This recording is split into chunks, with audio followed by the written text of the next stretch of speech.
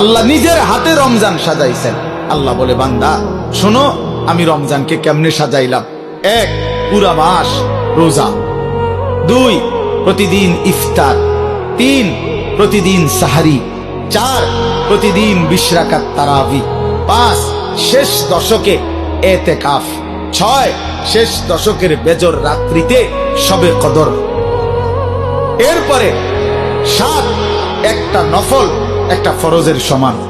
8, একটা ফরজ 70টা ফরজের সমান। 9, প্রথম দশক রহমত। 10, মাঝখানের দশক মাগফিরাত।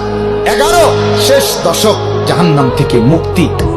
আল্লাহ বলেন, জান্নাতের দরজা খুলে দিলাম, জাহান্নামের দরজা বন্ধ করে দিলাম, সমস্ত শয়তানগুলোকে শেকলে বন্দী করে দিলাম, চারিদিক দিয়া গোলাইয়া সব গুছাইয়া বান্দা রাস্তা কেবল একটাই খোলা, দরজা কেবল একটাই খোলা।